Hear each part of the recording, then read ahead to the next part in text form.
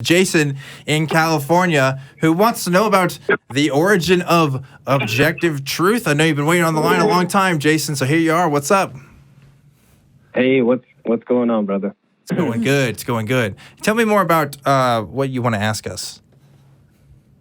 Okay, what do you guys think about objective truth? I know Dan's name is ObjectivelyDan, so I was just wondering what your take on the origin or how objective truth came about at all, or the ability to know anything, epistemological views. How do we? You know this, right? Even talk about it. Okay, this means I don't go first. So whoever puts the other nose. Okay, now there you go. All right, it's me. No, you've definitely got this, Steve. Basically, objective truth is when people say a disclaimer. We might disagree on this, by the way. But yeah, we'll this is true. Yeah. It seems that objective truth is when people are saying that they know something for sure.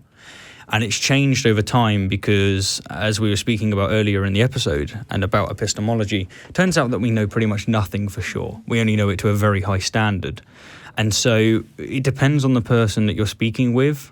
And what they're basically trying to say is that they have knowledge and evidence and objective, verifiable, scientific reason to believe that something is true or that something has occurred. That's basically what objective truth is. And the way that you distinguish it from, if you will, an opinion is basically that you can demonstrate it. So that is what I would say. I don't know if you two would disagree. I guess we've kind of spoken about this, like, we spoke about this a bit on plane, didn't we? About kind of like spheres of knowledge and how, like, if you take everything in the universe that we could possibly know, or even outside the universe that we could possibly know, we can't know everything and we can't know anything for sure. I think we kind of agreed on. But then within that, we do have other spheres of knowledge where we accept certain laws and we can kind of figure things out based on that. And to some extent, you could call them objective truths because they're repeatable and they're based on laws that we know and understand and can predict will continue to happen. So if we know, so basically what you're saying is knowledge only really exists based on another presupposed axiom or something or other, which, of course, when we come to God is absolutely not based on any understanding that we would ever have. So it depends on your God. Yeah, it depends on the God, and it depends on what you. Really. The singularity before the beginning of the universe of the space-time continuum, basically. Should we just call it a singularity then instead of God? Absolutely. Awesome. Absolutely, that is his nature. Would be why he? Okay, he. I'm Christian, and we use he because but not because of his gender, but because of he represents an authoritative figure. It's kind of like a father. That's why we. It's not just this. Are you saying women can't be authoritative? It's more that you're talking about the beginning of the universe here, right? Mm-hmm. And when you use terms like he, implicit in that is that you know it's an entity, an agent. Okay. That it has. Can you let me by with the explanation that it's an authoritative figure that we liken to a father or a. Okay. Yeah, so sure. Maybe let's say the creator. How about that? So the singularity before the space-time continuum. He can't be bound by the space-time continuum if he created the space-time continuum. What if he's bound by another space-time continuum outside of the space-time continuum? Maybe there's other. Well, he can't. I don't know. He can't because why not? If he create. Okay, so if he created the space-time continuum, it's because he was going from a singularity to a plurality. So you need space. Wait, why does... Okay, wait, let's slow down here. Because there's still some assumptions being made, right? He could be outside the space-time continuum, and he didn't have to create it. He could have nothing to do with it. Well, when you say another outside, thing is, when you say space-time, are you saying that time began to exist at the beginning? Well, when you say outside, you're basing your understanding of it on space already. Yeah, you can't be outside of space, and you can't do something before time. Right, because that is spatial. So no, he is beyond space and time, which of course many believe that space is time. So to go from the singularity to a plurality, you need another place in space to put that other creation. How do you know that? That's what space is. Well, space and time, you need somewhere to put it and some time to put it. But if there is no space, being then there's no energy. place to put it. I mean, also you're assuming a certain bit of logic, like you're assuming that there is. And you're also saying that Yeah. he started something. He cannot start something unless he's under the rubric of some kind of time constraint. So I guess to wrap this all up though, Jason, like And you just- can't say he because you. to put the general, I think, criticism is you're always going to be making assumptions, and like we're not saying that we don't make any assumptions in our worldview, but we might differ on some of those assumptions. We may have better reasons for holding the assumptions that we do. Also, can we work backwards like we do with basically every other claim, and that is that we observe the evidence. And then we get to the claim that we're trying to recognize, rather than starting with God exists, that he's a he, and then trying to see how it functions. Your evidence is derived from the creation. So you can't go before the beginning, because that is the beginning of the time. Well, here's something that we don't know. We don't know that everything began at the Big Bang. We literally don't know that. What we do know is physics and the space-time continuum. No, we don't, actually. All we know is that our theories break down there. So let me give you a little small story correct. to explain but what I'm saying. There's no more science that can be done, because science is based off of physics as we know it. Yeah, but we don't know that physics starts there. In space-time. fact, most people don't think that physics starts Surely there. just because like our current knowledge of science stops there doesn't mean we have to fill it in with God. And also, No, let's... because anything before that, there would be no time or space or matter for anything physical to occur. They didn't stop God from happening. I mean, like if we're just God is beyond your plural understanding. He's a singularity which we cannot understand. But the thing is I can fill in your some evidence God. for him. Yeah, it's just Yeah. the Well, thing is that anyone can play this game for Yeah. one, and two, your assumptions are incorrect. So hang on one sec. For example, my current knowledge doesn't tell me what's behind that wall. Therefore, it must be a pink unicorn. No, but you can deduce that there is something behind that wall because of space-time continuum. Can you?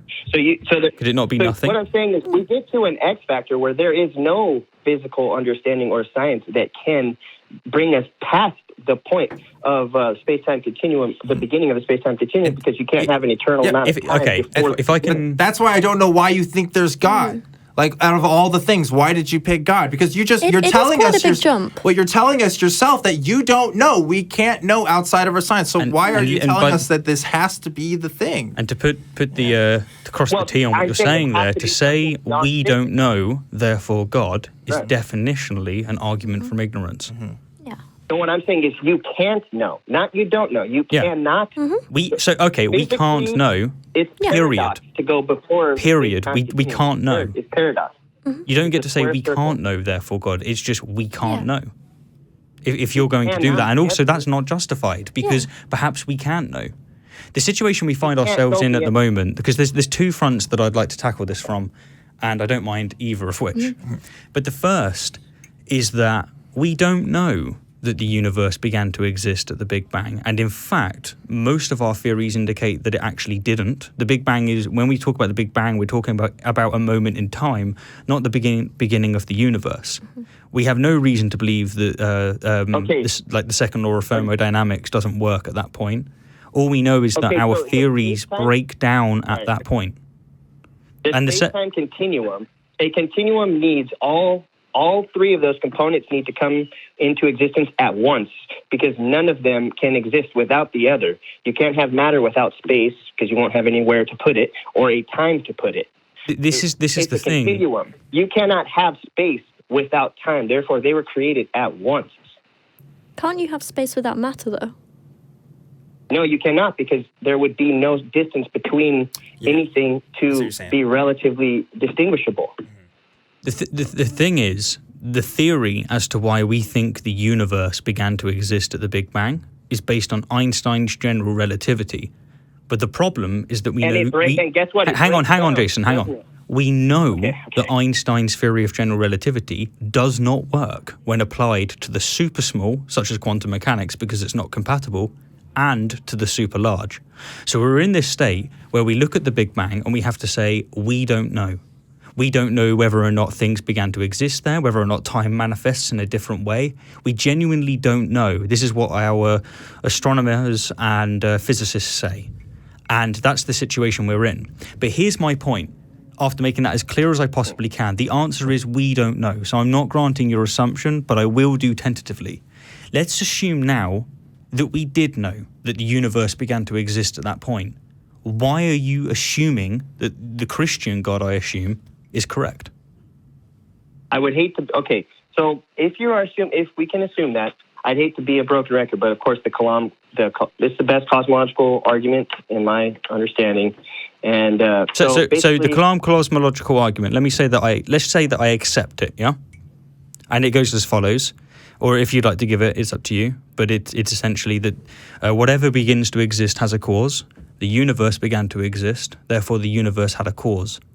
That tells you nothing about whether or not that cause still exists. Mm-hmm. It tells you nothing about whether or not it's an agent or whether or not it's not an agent. If it's timeless, it can't not exist ever, because if it ever existed, there is no amount of time that could bind it or destroy it. No, this is the thing. There could be rules and regulations and situations that manifest in a way that are not remotely conceivable to us. So we can't make. Can be. Sorry? Physically, scientifically speaking, because science is based on physics. But science doesn't work in a situation where the rules of science don't work. Yeah. So why are you claiming to have knowledge about things where we don't even understand how the rules are played? So, right, I completely understand what you're saying now, this is where I wanted to be. So, Occam's razor, after we can say we cannot know, you have to use Occam's razor, you're left with the creator. No, you're not. Occam's razor is we don't know. But I'm saying if we assume that there was a beginning in time, that means there's a beginning of space, time, and matter, because it's a continuum. So matter being energy. So not necessarily, but even if there was, equals MC squared, right? Even if everything began at a single moment, why do you think that Occam's razor makes it so that we should assume that there was an intelligent creator? Well, just like your buddy Dilly Hunt says, it's either pixies. It could be, but the whole pixie theory is completely. It's not using Occam's razor at all. That's again based on many different actions. And the Hebrew God of Israel is? I don't understand. Yeah. What about Zeus? Well, his manifestation into the Hebrew culture, that's a completely different understanding. But what I was getting to is if we can determine that there is a beginning of time, then if we could determine whether there is paradox, which you do believe in paradox and square circles and things that are not true, then that did we say that? I don't know. Did we assume that to be true about us? I don't know if we ever said that. Well, there's paradox. So are there square circles? No. I don't think so. No. Yeah. Okay. Can God create something so that paradox is more like you have to spend money to make money. A paradox is basically it's something that seemingly seems like it doesn't make sense, but it actually does. It's not something that defies logic. So, are there things? Do you believe in anything that is untrue? Because if you can believe in something that is untrue, that is in turn you're saying you believe in something that is true. What? Yeah, I lost that one. I think, and to answer your question, of course there's things I believe that are probably untrue, but the reason is because I haven't sufficiently thought about them. Okay, so if there's something that is untrue, that therefore, given that means that there is something that is true. It's ontological inference, but... It's just I could be right or wrong about the assumption that I hold or the belief that I have, right? Like everybody else, including you, about this situation. Right. So basically what I'm getting at is if we can believe, okay, and I know you don't have to assume everything, but if we can get there, it'd be easy. But so if we can... I don't know, Jason, we're kind of running out of time here, but maybe if you could kind of wrap things up and we can... I'll wrap it up. If we can account for a beginning in time, an agent that began, which is outside of space-time continuum, and then it's pretty easy to find which God it is, because first of all, it'd have to be a popular, singular, monotheistic God, which is by definition the most high. I still don't see why it has to be an agent that causes it. Oh, so why singular? Also, why an Christianity? Agent of singularity The thing is, it's agent-based like if you grant singularity- these assumptions, yes, of course we get to your belief Yeah. because we're granting the conclusion. Yeah. That's like three Well, no, an assumptions just agent- right there that you gave us, and that's It's like- not even it's including if all you- the other stuff. Exactly. Yeah. It's like you're Yeah. asking us to assume an what you're trying to agent is prove. a singularity. An agent is a singularity outside of space-time continuum that has free will or libertarian freedom to create, because before Yeah, and before that's- creation there can't be determinism. So there's That's why I can't get obviously- behind that assumption. Oh, Well, okay. you can't take Hold a on. determinist view before space-time. Hold on, we're getting an interruption here. Is there an Ocean in the building? Ocean, hello. Yo, I've been listening to this call and I find a certain amount of entertainment in it. Hey, Jason, are you still there, my dude? Yes, I am. Yeah, so I'm a polytheist and I have a couple of objections to what you're saying. One of the issues mainly with the idea of a pre-Big Bang deity is going to be that you're not going to have temporal states. So you have a God that is deciding to create the universe outside of time. So you're going to need to provide a mechanism that explains temporal states somehow. How is this God actually deciding to start the universe?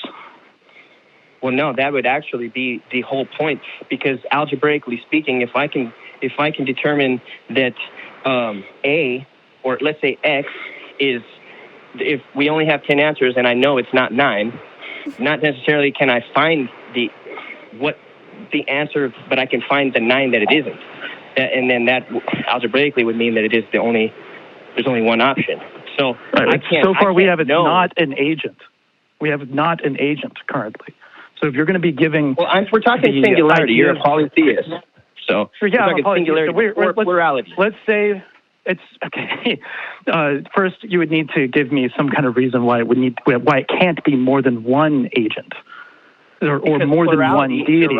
As soon as you solve this idea of agency, you're going to start to get into another problem, which is that it could be more than one, and that's not going to work out for you as a monotheist. That's a terrible situation. I've just realized something But quite first we need to incredible figure that I out hadn't considered before, and that is that when I come to this situation with the Kalam cosmological argument, and I have to have this argument about how have you proven it's one and not many, or whatever, or none, I can just send them to a polytheist because you're doing this for me, Ocean. Thank you. Yeah.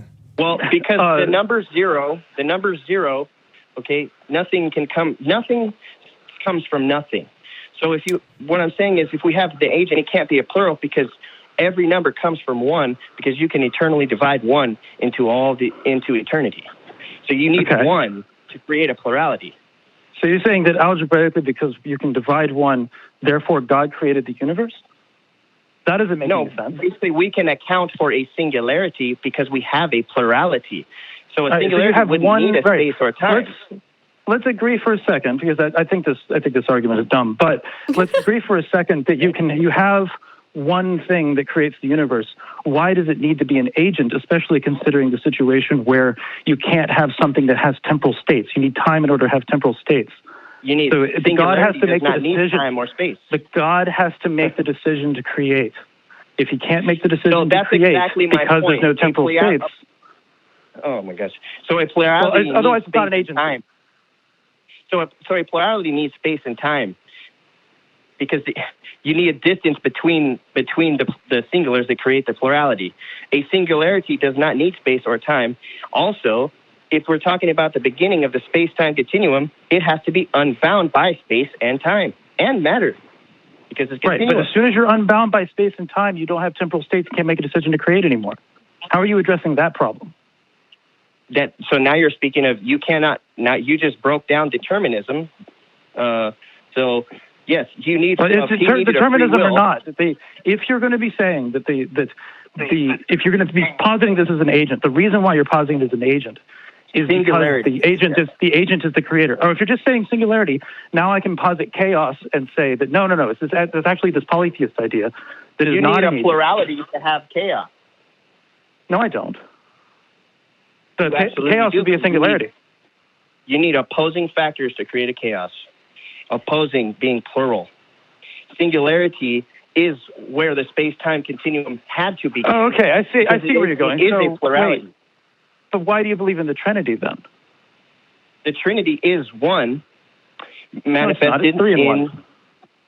Yes, exactly. It's exactly. So Jesus is not separate from the Father then? Yes, he is. But my body Well, is then, separate from so my it's mind. not a plurality? So my body, so I am a singularity. My consciousness and my being, I am a single person. But I have a flesh, I have a mind, and I have a soul. That's in my partialism. belief. That's a heresy. You need to take that up with the church. That's a heretical version of the I'm Trinity. not modalist. I'm not a modalist. No, And you're that- partialist. and by the way, partialism. You're saying I'm that they not. make No, up I'm God not. together. No, I'm not. No. I promise you that is just the best example I can give, which I was about to say. I You're cannot not give an saying. Wait, example you of just the said Trinity. that there's a mind and a body and flesh and all that stuff. No, that's me. I said I was giving an example. Okay, But no, all right, I so can't explain the Trinity. Use an analogy. Ocean, I need you on speed dial. You can just run my show for me, man. This is great. This is the best version of Jerry Springer I've ever seen. Well, hey, I'm glad you guys are entertained. But I appreciate you guys are smart. I don't think it's a dumb argument at all. I think you got a lot of good ideas. But I've provided say- probably about 6 objections over the course of about a few minutes, and you haven't addressed I any believe of them. every single one was completely obliterated by the singularity, because you're presupposing. Yeah, a Your singularity full that's not understanding. conscious. Yeah, this is You're not singularly singularity the is most not conscious. No. crazy thing Now, I've ever heard. This hold on. is- No, Let it me is give you conscious. the description of chaos in the Hellenistic idea of it is that it is a non-conscious, primordial, random action. A randomness from the primordial. It is that from which all things come. So All things. that is what best fits your definition of the singularity, is the Greek polytheist idea of the creator, which is a non-agent randomness, not So to have what chaos, you're you have to positing, have more than which one, needs to have one an opportunity. agency. So You're to have positing an chaos, you agency. need more than one decision. You need No, you more just than need to one be able to decision posit have a chaos. randomness. You Okay. need to be You able to need have more than one randomness in decision. chaos. I need to deposit randomness into this conversation because I think we're about out of time. But Jason, Ocean, thank you both for coming on. Absolutely. That was singularly Thank you one for of the having me. most entertaining things I've ever seen in this entire run of the program. So, with that, I'm going to let you guys go. Thanks again. Let's not do this again, actually. But Jason, if you want to talk about this sport, man, Do ring up again, Jason. ring It up was a good conversation. Yeah. And with more time, it would have been better to get real down into the I dirty. appreciate you guys so much. And thank you, Especially, Ocean. Appreciate it. honestly, objectively, Dan, you're great, man. I love how you go at these things. You got great mannerisms, and I think it's really good. Lovely. Thank you. I appreciate Jason. you guys. I appreciate your show, by the way. Yeah, you're great. I appreciate you for calling in, Jason. Thanks so much. And Ocean, get off the line, man. Come back. You need a drink after this too. I think. Come have a beer, Ocean. Yeah. They just handed me one. In fact, you know what I need to do? I'll just. Fantastic. Fantastic. We'll do. Hold on a minute. Oh God. Ocean! You're off the phone, right? All right. Cool. There he is. You're not on camera yet. You need to come over here. All right, here we go. And then I'll just reach in and give you guys Oh. a cheers. There we go. Thanks, Ocean. That was fun. Ocean. Okay. Well, we are so past time. It's not even funny. We need to. Keep getting on this. Oh my God, we're taking a selfie. okay. Why not? I'll Just give why you- not? It's not there. Whatever. Yeah. Cheers. You know. Up and cheers. This is chaos. Yeah. I have. Can I ask, does this happen every show? I have lost complete control of my life and everything that's happening. Are we just causing chaos here? This is chaos. You have feel like with supplemented Jason's, chaos. Oh, Jamie wants one now. Now Jamie wants one What's too. going on? The audio listeners are going to be so confused. Yeah, they're going to be like, what's going on?